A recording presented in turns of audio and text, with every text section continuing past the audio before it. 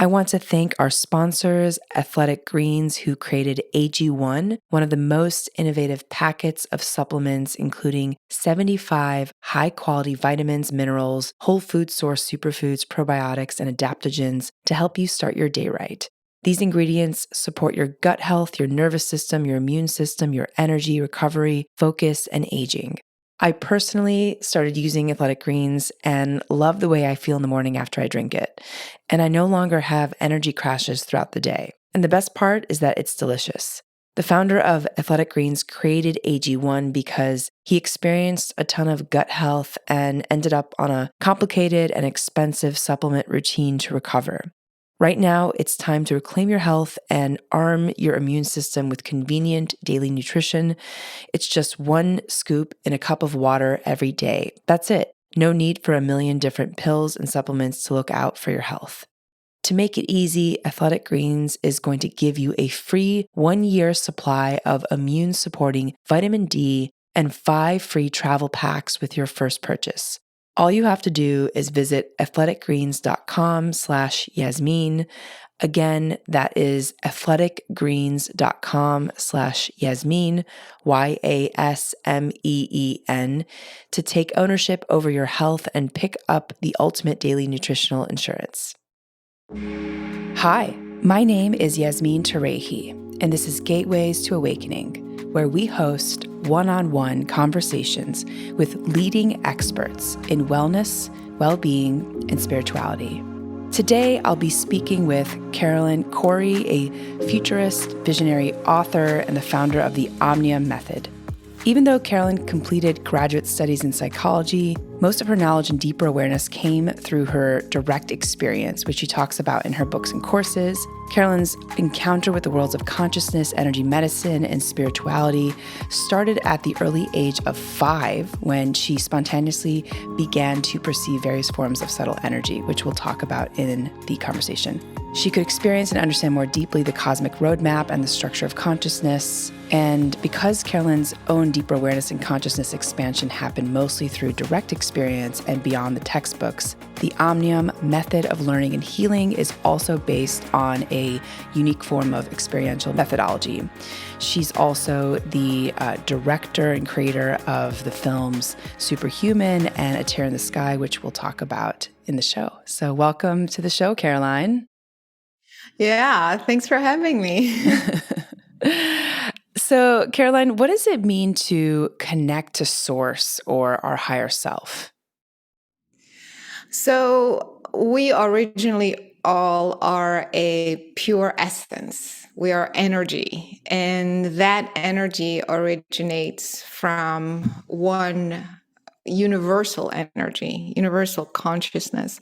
And so that is, if you will, your essence, your original essence before you ever incarnated in this lifetime or any other lifetimes. And so when we appear here in human form, we forget about this connection, this original aspect of ourselves, if you will.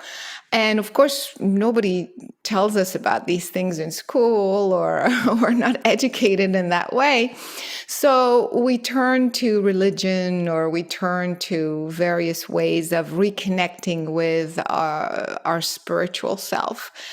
So for me, I experienced that energy, that source energy, at a very young age, and I recognized myself as that original essence. And I realized that this is who we really are, beyond, again, any sort of human-made fabrication of how it should be. You know what I mean? It's really within our DNA. And so reconnecting to source is basically reconnecting with who you really are. And once you get there, it's almost like you tap into everything, why you're here, what you have come to do, and your higher purpose. So it's really, really a very significant and important connection. Yes. And what does that kind of feel like to you when you connect with your higher purpose? And how do you kind of work with people to help them access that? Yeah, so I realized that because it's inside you, you have to think about your human body as having two parts of DNA. You have the human DNA that makes you look a certain way and behave a certain way and does a certain functioning, operates, helps your body operate a certain way. But you also have another part of the DNA that is that pure essence. It's like a divine aspect of your being. And so when you are in that state of consciousness, that state of awareness, your entire body, because it is at a DNA level, it's like your entire body feels that you are expanded beyond the human frame, if you will. And so you start to feel that you are part of everything. You feel very calm and centered. It's almost like you've found yourself. And and you don't need anything outside of you. It's that lack of need that is absolutely amazing. So it's almost like you feel at your core very at peace with who you are, where you are, and this kind of state of not needing anything makes you want to just be. So you just are. You don't need to do anything. You don't need to say anything or prove anything. So it's almost like a time suspension. You're just kind of in that state of unconditional being. And it's absolutely spectacular. Wow. And so, Caroline, what's so interesting is that I'm noticing, like, as we're talking, that there's like a entrainment happening where I'm all of a sudden starting to slow down and to drop kind of my energy down and become more grounded. And so I'd love to talk about that, like how people can influence each other's energy and also what this concept of entrainment is. Yeah, exactly. This is a very, very important concept. So, what happens is that the more you become conscious of this energy, basically your original source, which is what I have been practicing my entire life, you become it. It's almost like you recognize that as your original signature and it starts to filter through your human aspects. It's like, it's no longer that I'm operating in a third dimensional way and then my physical brain has to stop and go meditate and kind of get to that state and then operate again. You see what I mean? It's not outside yourself. You become that energy. And so when you practice doing that and being that, um, everything that you think, say, you do emanates that energy. So, and that's the idea. That's what we have come to do. We have come to operate at a very high, pure vibrational frequency through this physical apparatus, which is the human body, the human brain. So, as I'm talking, I'm not just repeating somebody else's text or from memory or you know what I mean? I'm literally expressing the experience that I have myself on a cellular level. And if you're sensitive enough, you will feel that energy. And that's how you actually can tell somebody who's telling the truth versus somebody who's not. If you're very sensitive, you can tell if somebody is repeating somebody else's work or so, which is okay. I mean, in the sense of grabbing that information to bring it to other people, that's totally fine. But ultimately, you are basically expressing who you are through everything that you think, say, or do. And when people feel it, then hopefully, like what you're saying, hopefully that allows you to then start to find that aspect of you within you. That's the idea. Right, right. Yeah, absolutely. And I can definitely feel, yeah, your energy and it's palpable. And I'm curious, Caroline, when people may have, I wouldn't call it negative energy, but maybe more anxious or fear-based energy, how does that impact others around them? Like, what happens in a room where there's all these kind of mixed energetic frequencies? Yeah, I mean, this happens all the time. This is pretty much the way we're living on this earth, because everybody's vibrating at that whatever rate they are. So if they're anxious, if they're angry, if something's going on, they are literally emanating that vibration. So when you walk into a room and everybody's emanating a lower frequency, and you are relatively sensitive, you're going to feel that. And so even if you don't, I mean, most people, I mean, you hear just the average person, whether they're sensitive or not, they would say, I don't know, there's like a weird vibe in this room, and it's true. So, because your energy field is basically getting entangled with their energy field. And the energy is being transferred in this kind of subliminal way, if you will. And so we don't see that with our eyes. We don't see the energy being transferred from me to you, or you to me, or somebody else in the room. So most people don't think it actually exists in the mainstream anyway. But there is an electromagnetic exchange of energy happening all the time.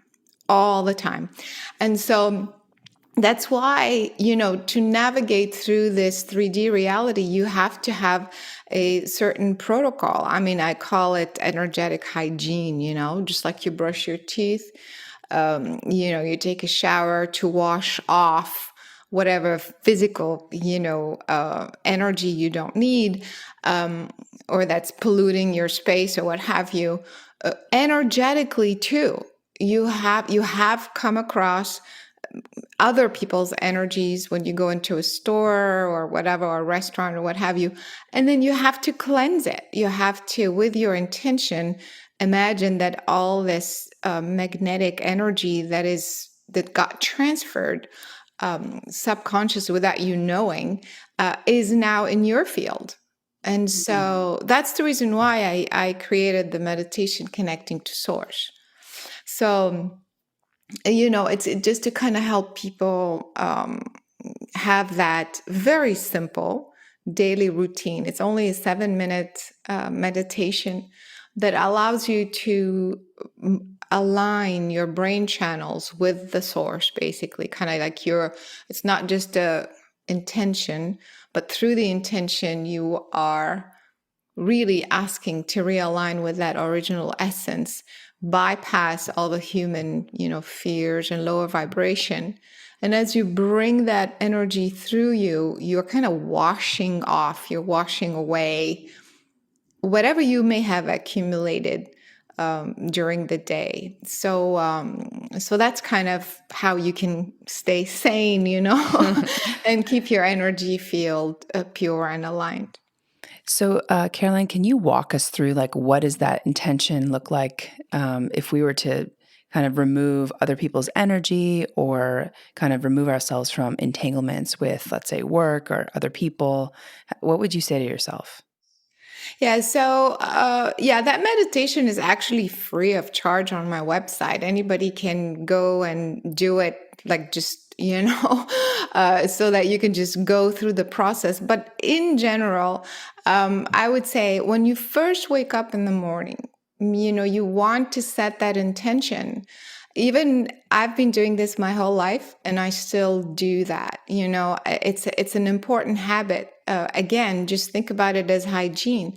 And so when you first open your eyes in the morning, notice how you feel. Do you feel off or anxious? Or, because trust me, you're going to have those feelings. And so you want to start by, just through the intention, you can say, I ask and intend to connect my energy to the source, and to bring the source energy through me, to let go of all the lower vibration, all the lower frequencies that are not in my highest good. And you visualize that you are bringing that source energy through you, just like a light. and that it's going through your body and washing off everything. And then you focus on your heart, and then you want to set the intention for the day. It's very simple. You could still be lying in your bed.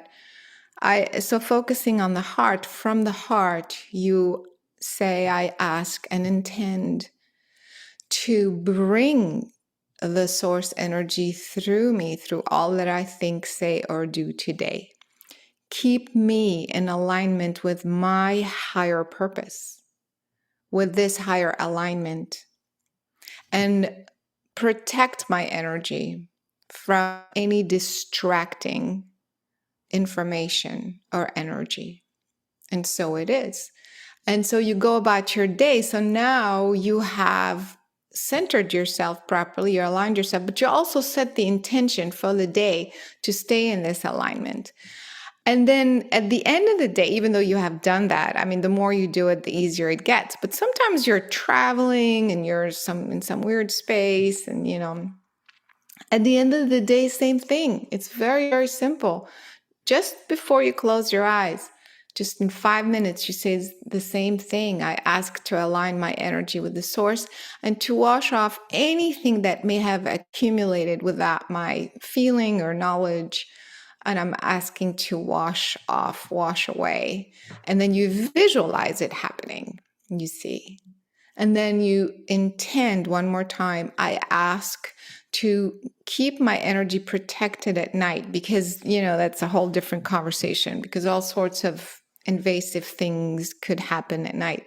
So you intend before going to sleep that you will have you're protecting your energy field, and you will have a restful, and also to regenerate, to replenish, if you will, the life force in you during your sleep. Yeah, that's really beautiful. And I wonder, like, why every day, does something reset every 24 hours? Or, why do we have to constantly do it, morning, evening? Yeah. Why do you have to brush your teeth every day? It's a good point. Do you want to brush your teeth once a month? You see what I'm saying? So unfortunately, fortunately, it is what it is. You would think that once in a lifetime would be enough, but it just doesn't work this way, because we are navigating in a very, very dense three-dimensional reality, and we're constantly coming in contact with people, with objects, with stories, with frequencies. For example, sometimes it's not a person, sometimes it's a frequency. Like, for example, if you go in a store like Best Buy, where you're bombarded with all sorts of electromagnetic energy, if you see what I mean, that could interfere with your field, and sometimes, believe it or not, when you watch things, even on the internet or on television, it's not just the magnetic field that is affecting you, but it's the information itself that has an energetic impact on your being. So it's not psychological only, it is energetic. Think about that. So I'm watching something creepy on the internet, for example. My brain is not feeling good. It's like, oh, I'm thinking, oh, that's creepy, whatever. But at the same time, that is one thing. That's on a thought level, on a mental level. But at the same time, my energy is still absorbing the frequency of that information. Think about that. It's actually why I don't watch a lot of shows. Yeah. Because I do feel like there's a connection to the consciousness of whatever we're watching or viewing. And I think that's also why social media has contributed to such a major impact on people's mental health and their anxiety. So what about relationships? I've watched a couple of your videos on your kind of viewpoint on relationships, and I think, it's something that is such a ingrained part of our life. Why do we have relationships? Not just, friendships, but also romantic relationships, and what sort of purpose do they serve? Well, we're here as social beings, because when we feel isolated, we feel lonely, it's part of the human nature to want to connect, but not only connect with others, but also they kind of act as a mirror, but also to share. It's kind of a natural tendency for humans to want to share their experience with another person. And so having said that, you are going to obviously attract other individuals as friends or romantic partners or what have you. But also, because it serves that purpose, you are already going to come in with that sort of agreement. In other words, I don't think things are coincidental. Like you come in, for example, already knowing that you're going to meet this person. The how and where or what have you is based on free will and all sorts of things. But the fact that you have a prenatal agreement with that person means that you have already agreed that at some point you are going to connect, whether it's as friends or partners or family member or romantic relationship, for a specific purpose. We seem to forget that life is purposeful. You see, like the universe is purposeful. There's not one thing in the universe that does not serve a purpose. Same with intelligent beings. They're not here incarnated to just float around and do nothing, you see? And so that's the natural order of things. You come in to serve a certain purpose, and the way you do that most of the time is with other people.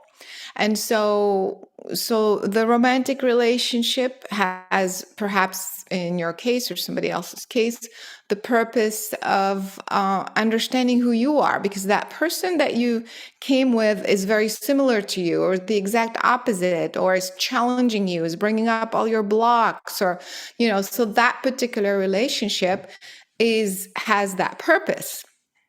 Another relationship, that's why sometimes we want one relationship to last the entire lifetime. I mean, this is a human belief system. It doesn't have to. It can, and it's okay if it does, or but it's okay if it doesn't, because every relationship is serving a specific purpose.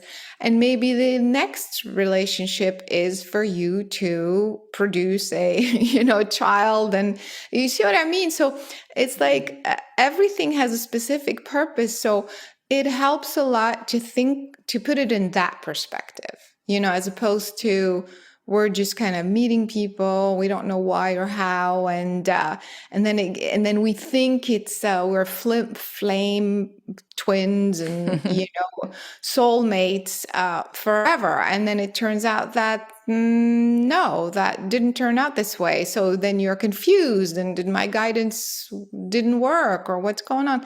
And so I think if you just have more of a bird's eye view, a larger perspective of why we meet each person, and just look at it for what it is, I think we will have much healthier relationships. That's beautiful. Yeah. It's so interesting because I think during the pandemic, there was a lot of separations and divorces and breakups that happened. And so I'm wondering, like, how did the pandemic sort of shift people's energy, and like, what did you sort of see from your perspective? Yeah, a little bit what you were saying, because all of a sudden people are no longer busy just jumping in their routine. They just go to work, come back, deal with the wife or the husband or what have you, the kids, and go to sleep. And then the next day, it's the same thing. All of a sudden, you're being asked to just stop. Stay where you are and focus on who you are, how you are feeling, and the people around you, and they're doing the same. So it's almost like we are facing all of a sudden ourselves and re-examining, how do I feel when I can't go to work anymore? How do I feel when, it's like, do I even care about this job? It's like all sorts of stuff starts to come up for you. And if you have a partner, they're doing the same thing. So now it's almost all of your blocks and their blocks, are coming up at the same time for you to re-examine what kind of life you are leading on your own, all of your habits and your jobs and career and the way you're dealing with kids and stuff. And they are doing the same. And all of a sudden you realize like you've just been going, without even thinking. You're just going with the flow, not really, really noticing that you actually hate the job you've had for the past few years. You actually are very uncomfortable dealing with your kids day in, day out. You see what I mean? The person with you in that space, it actually has a lot of things that trigger you that you're not comfortable with. You see what I mean? So that's the reason why I think the pandemic, in a very strange way, was very healing. Right. And it kind of pushed people back on the path that they were supposed to, be on, maybe. Exactly. Yeah. You had to face yourself. Right. So let's talk a little bit about your film, Superhuman, which I thought was so fascinating. I'd love to, because we have such a mainstream audience from so many different parts of the world, first define what is remote viewing and some of the experiments that you had in the film, like what you learned from those experiments. So first, what is remote viewing? Yeah, before I get there, if you don't mind, I just wanted to say that, working in this field of energy medicine, consciousness, meditation, working with so many people from around the world for years and years and years, I realized that, hey, we were getting real results here. Like when we did those techniques and those protocols, people were healing. People were mastering patterns that they've had for years and years and years. People were elevating their consciousness, in a measurable way, meaning, they were sick with something for 20 years and now they're not, using this methodology. And so because of that, it gave me a lot of validation. And I started working with scientists. I thought, wait a minute, is there a way to measure? So we know that the consciousness and the mind has an effect on the body, on the health, on everything else. So is there such a thing as measurability? Like, can we measure that effect and show it? And I'm not the first one. There are many, many experiments done like that. And so I started working with scientists doing these types of things. Remote viewing is one of the experiments. Could I, at a distance, look at somewhere else, another location, and see or sense what's there, even though obviously it's non-local? Is that possible? So that's an experiment. Another experiment, and of course you can verify it after the fact. Is it possible for me at a distance to, let's say you're holding a glass of water, could I, with my thought, affect the pH in the water, at a distance? So that's also a form of remote viewing, but also remote influencing, meaning I'm influencing a physical, a biological system or a physical object, let's say remotely. So we've done, under laboratory conditions, all sorts of experiments like that. And we kept getting very measurable results, very astounding results. And for those who are not scientists, or for those who realize how it works scientifically, you have to create controls, meaning, you kind of let the measuring device go for a while, and then we do what we call time correlation. So exactly, let's say at 3:00, I'm going to look at this water bottle and see if I can change the pH, even though I've measured it for the last 3 hours and the last few days, and it was stable. And now at 3:00, if I intend it to be different, does it change? And then when I stop intending, does it return to the control? It's called the baseline. So those types of experiments we did. And because we were having all these amazing results, I said, wait a minute, this is crazy. We need to be telling the world, this is not some crazy concept out there, that we're measuring the results of these interactions. And that's how the concept of superhuman came about. And we we basically show live on camera several of these experiments that people can see in the film. And so, but to go back to remote viewing, so remote viewing was actually was actually practiced at a government level. In the 80s, the Russians were training soldiers to basically remote view. Basically psychically spying on the US, on the United States. So basically they would train them to see if they could locate, for example, missiles, or like where the Air Force base was located, like where things were and what was happening and things like that. And so it sounds very far-fetched and crazy for the people who are not, into this, but you can research it. So in the 80s, the U.S. government, of course, found out that that's what was happening, and they said, "Wait a minute, we need to be doing that." And so they created a program. It's called the Stargate project, and that's also, it's historical, so people can look it up. And so they started training the soldiers to do the same on the Russian, to spy psychically and to use their psychic energetic ability to retrieve information. And guess what? They got to be so good that it worked. They would have very specific detail that would be eventually verified. And so that program ran for 20 years at a government level. And in fact, some of the folks who were training the soldiers during that time are friends of mine. So I know, we know them. We know them on a personal level. And all of this information can be verified. So that's what remote viewing is, which is, when you think about it, it may sound crazy, but actually it's not. Because how is it possible that a mother would all of a sudden have a feeling that her son, who is, in another country, on the other side of the globe, all of a sudden has an accident or something? How does she have that intuition? How did she receive that information psychically, even though she's not psychic, for example? Does that make sense? These types, how do you have a sense that somebody's going to call you, the phone rings and it's them? How do you, there's all sorts of things that we think are coincidences, when actually there is a mechanism.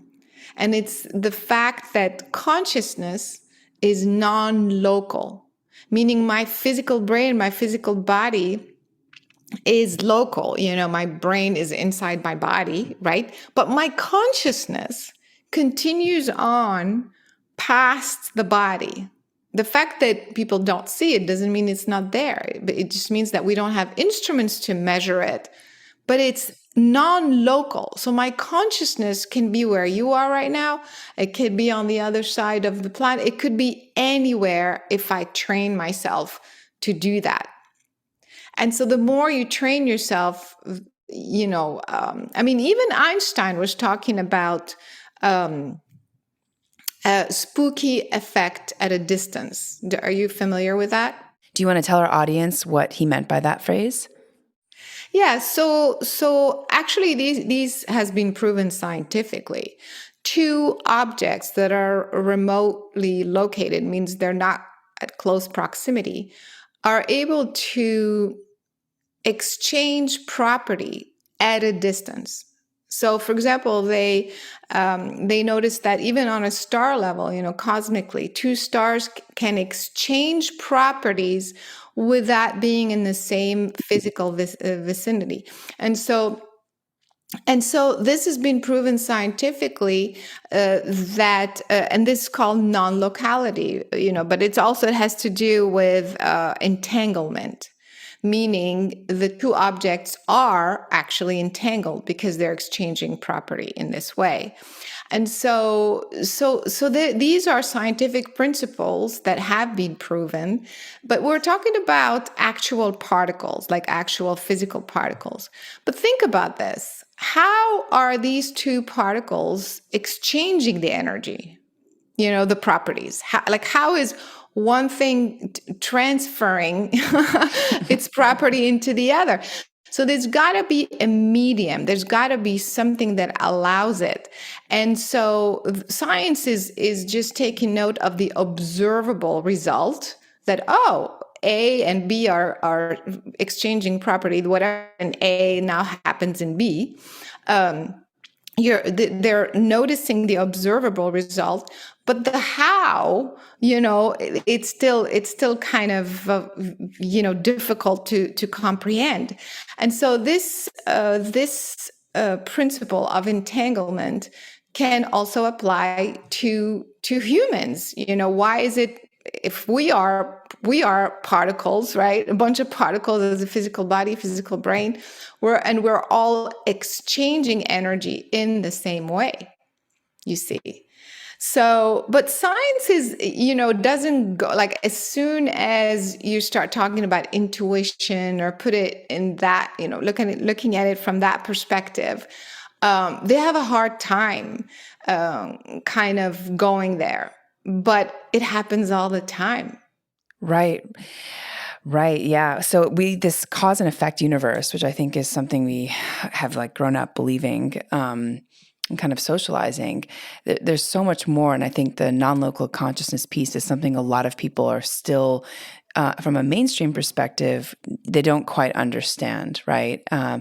And I think that I'm, loving the movie that you created. I think there's a lot of people now who are like scientifically proving that this actually does exist and it is real.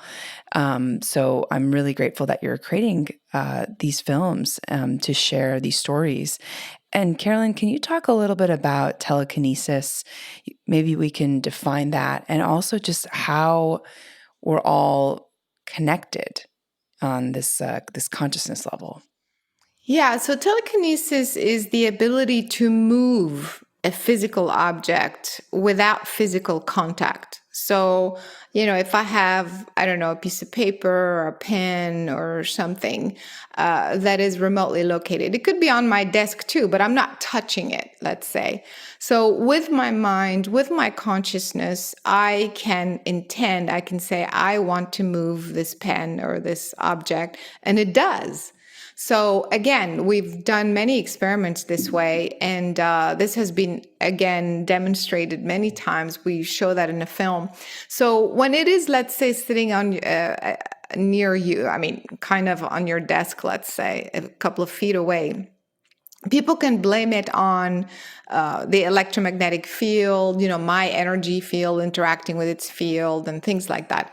So we went from there to, covering it with a Faraday cage. Faraday cage basically isolates the object. So there is no air molecules, or barely. There is no heat. Heat can be controlled. And there is no electromagnetism whatsoever that can penetrate this Faraday cage. So now when you are making this object move with your mind, and that object is inside a Faraday cage in total isolation, well, you can't blame it on electromagnetism. You can't say it's my energy that moved, whatever, the air molecules around it and it moved.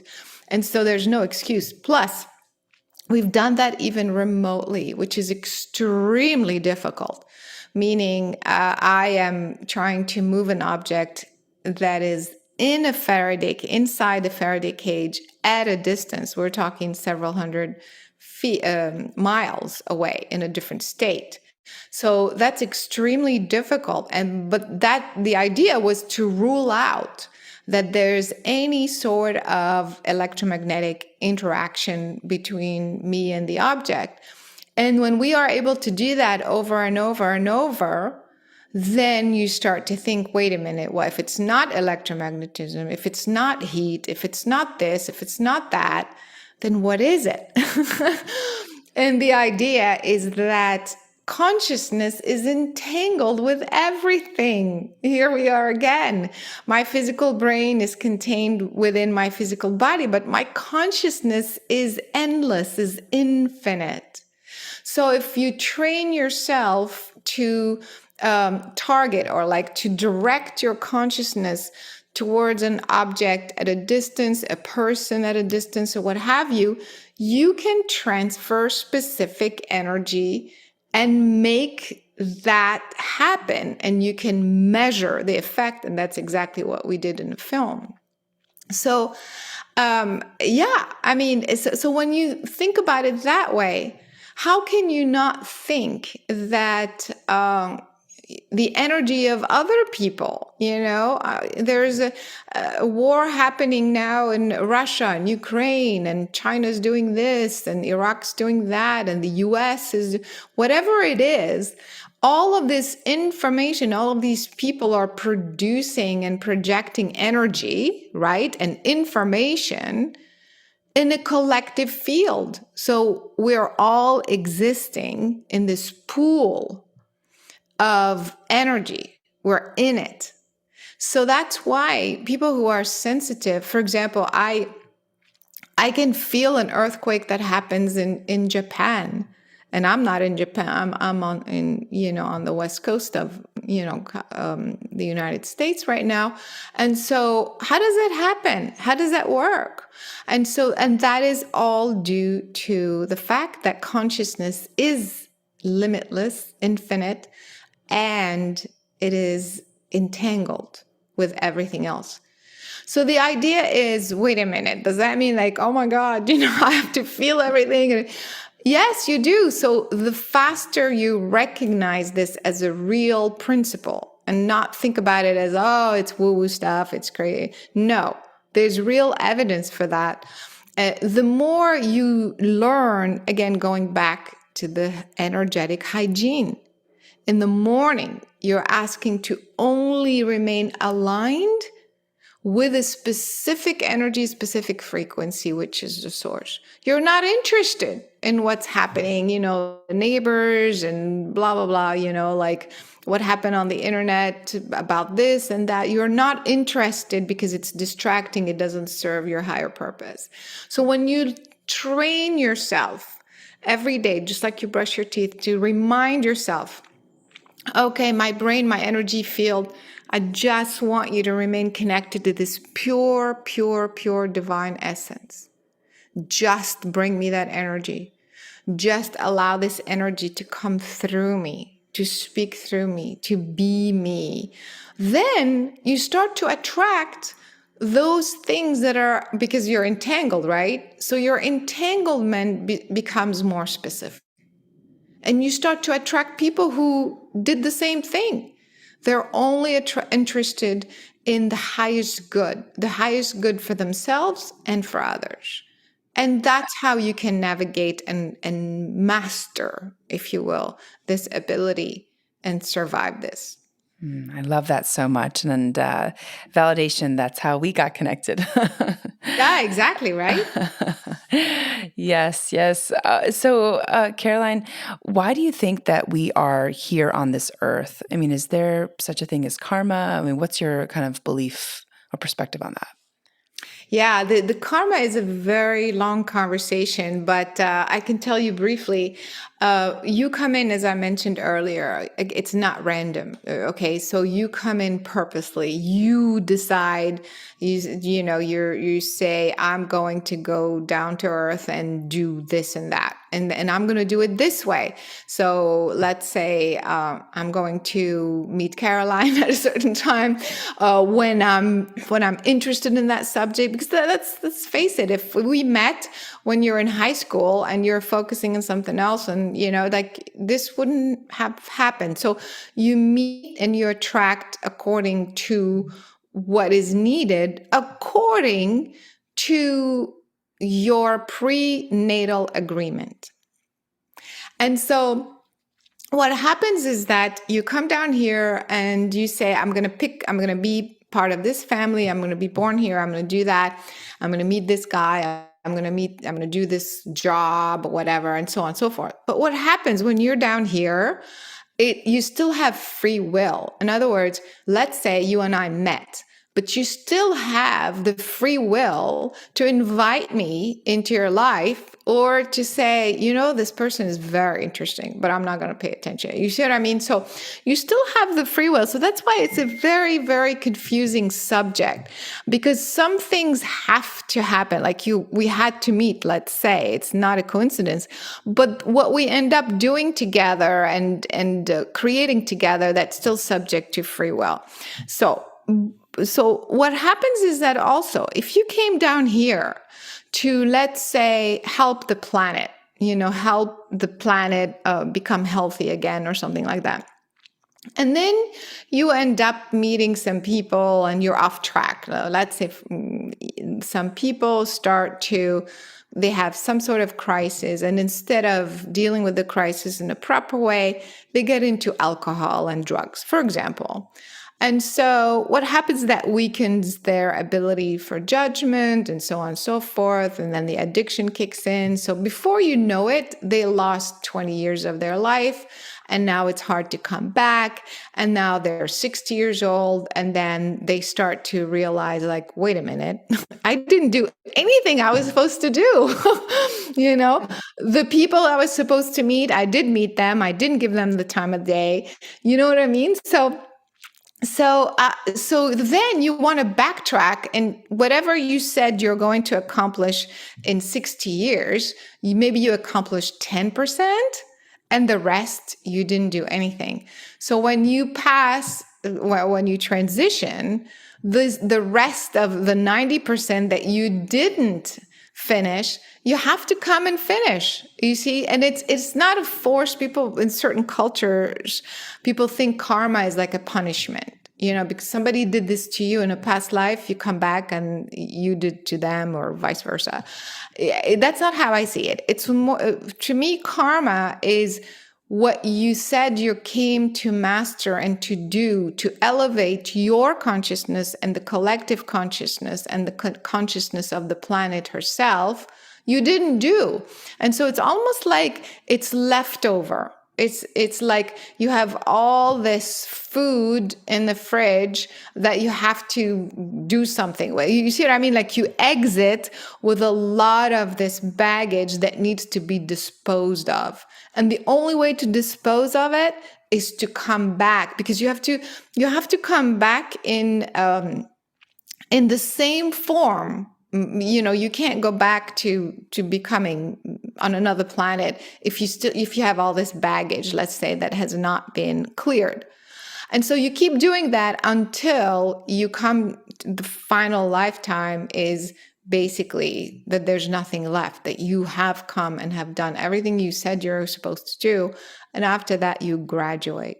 You can graduate, meaning you can move on to another planet, incarnate there, or incarnate somewhere else, and move on.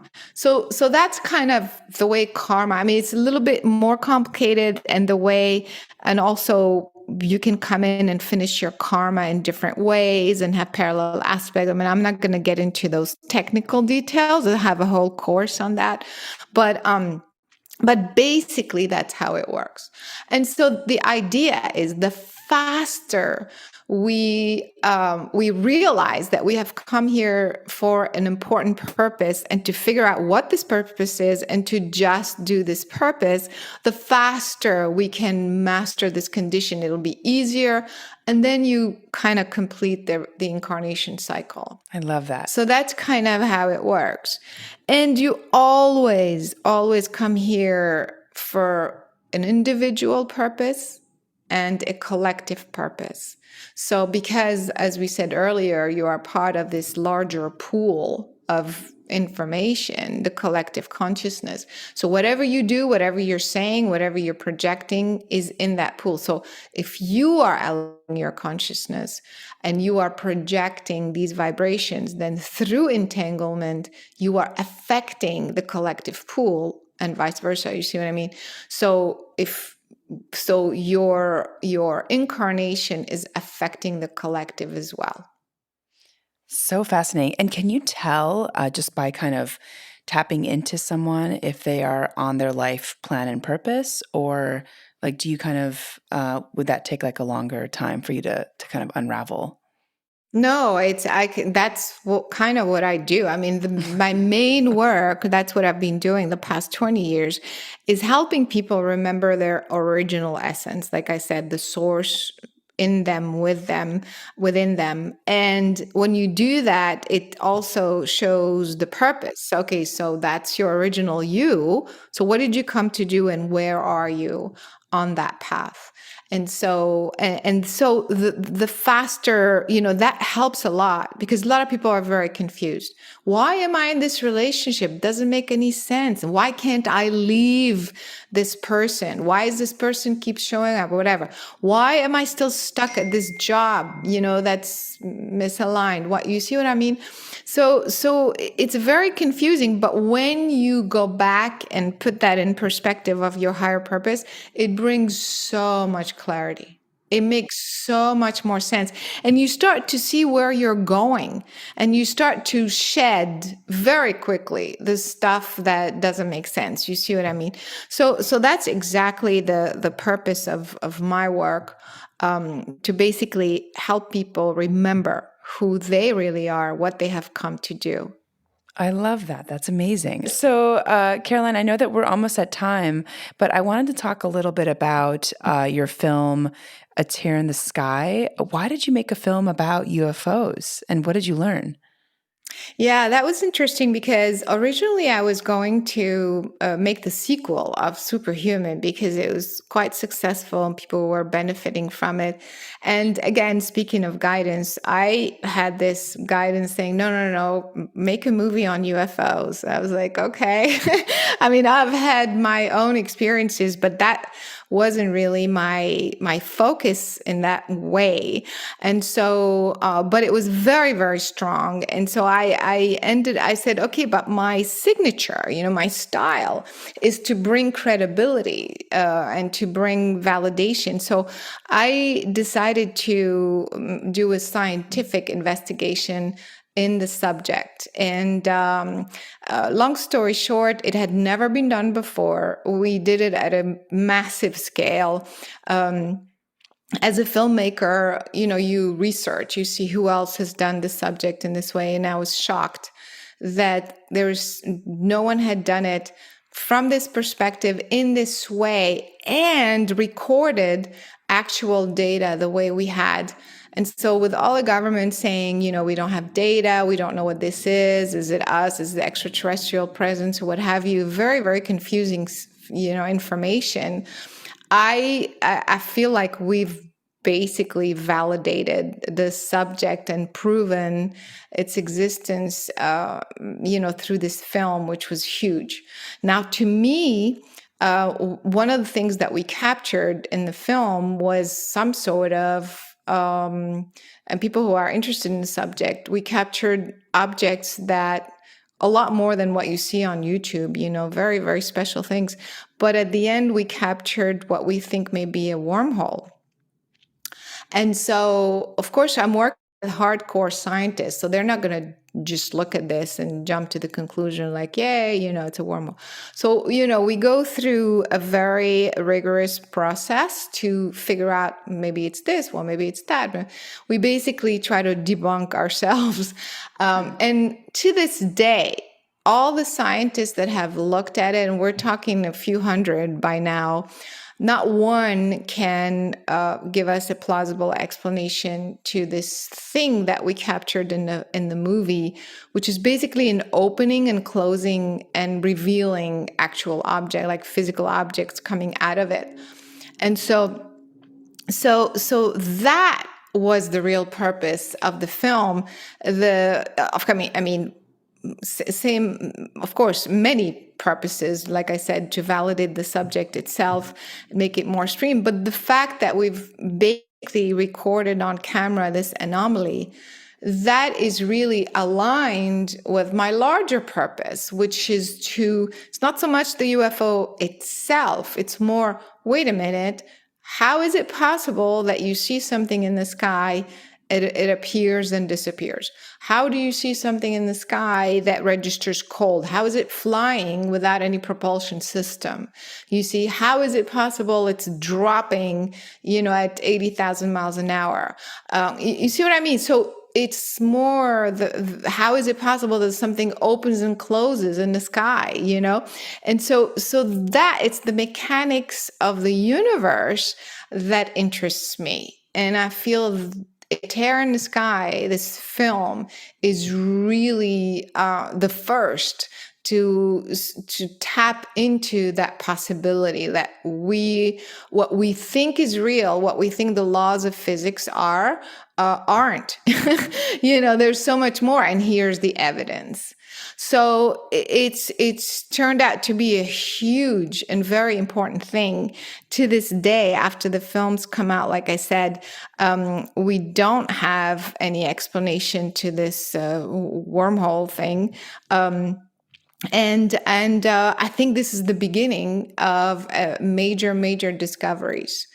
And if we are talking now about the structure of space-time, and we are entangled, speaking of entanglement, everything is entangled, then, it's basically changing our concept of what reality is, and how things are operating. And of course, our other civilizations coming here, visiting us, communicating with us, and so on and so forth. So it's really turned out to be a fascinating project. Oh, so amazing, Caroline, because I think we're only at the beginning of this topic, and there's just so much. I think humanity is maybe not ready for what's coming. So I'm so grateful that you have created this film, and especially, it's remarkable that you captured a wormhole. That's really, really fascinating. So, Caroline, we are coming towards the end of our conversation, but I'd love to know, looking back on your career, you have an experiential aspect to this work, right? Like, so it, you have a primordial wisdom, you have a subtle energy understanding, and then you also have like this intellectual, analytical, research-based methodology with all the films that you've done. So, I just love to know, like, what sort of things have surprised you the most since you've been on this journey? I think what's the surprises me, keeps surprising me, is how much humanity is stuck. And that's kind of the sad part. It's almost like we see bursts of evolution with all the information that's being provided, and then the gap between the truth and where most of humanity is. So it keeps surprising me, like, really, are we still there?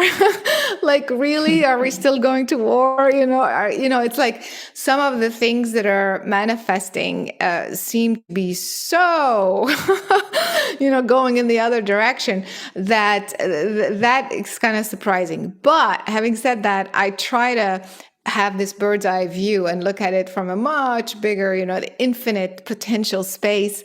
And, it brings me a little bit of hope that way, like I can see where it could be in 50 years or 100 years. But that's kind of what keeps kind of the things that are so obvious are still not wanting to be accepted. So that's kind of, what keeps surprising me. Right. What about your main takeaway? Like, what would be your kind of call to action for people listening? Like, humanity's stuck, and what do you want us to do?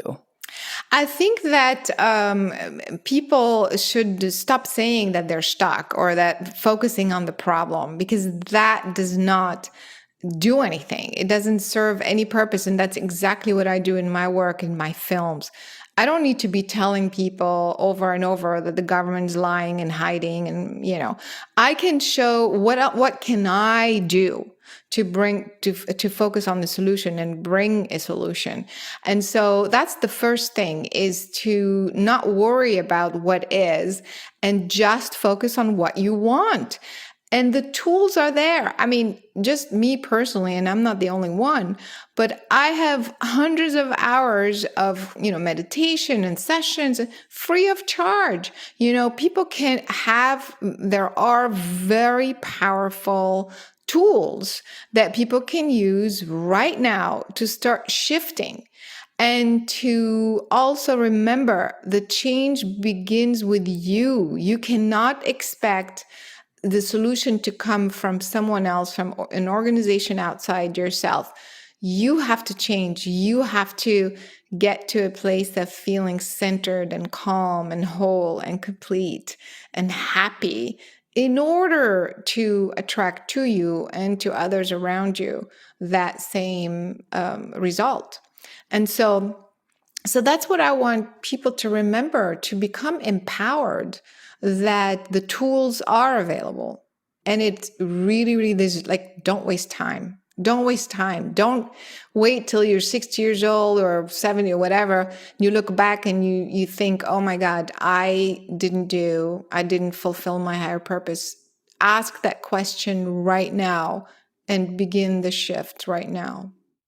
I love that. And Caroline, do we have multiple higher purposes in a lifetime, or is there just one? Well, I mean, there's one main one, So it's when I say purposes, it's not a job. It's not like I'm gonna write books for the rest of my. It's not one thing. It's one main thing. I am here to evolve humanity's consciousness, and within that. At some point, maybe I'm going to write a book, and another time, maybe I'm going to work with animals, and at another time in my life, I'm going to work with nature. And you see what I mean? So it's smaller purposes that are aligned with the bigger purpose. Beautiful. Amazing. And so where can people find you, Caroline? So the best way is for consciousness work and all this information, they can go to carolinecory.com, CarolineCory.com. And then for the film Superhuman, they can go to superhumanfilm.com. And for A Tear in the Sky, it's atearinthesky.com. And they can find these films on other platforms as well, Amazon and iTunes and things like that. Amazing, amazing. Thank you so much for your time. This is so interesting. And for those of you who have not checked out Caroline's work, she's got an incredible amount of videos, tutorials, and her courses are fantastic. So please check it out. I've learned a lot myself going down the rabbit hole. And for our audience, thanks for joining and for listening. In this episode, we learned about consciousness and superhuman and A Tear in the Sky with Caroline Cory. And you can tune in to Gateways to Awakening, where we host one-on-one conversations with leading experts in wellness, well-being, and spirituality. Thanks again.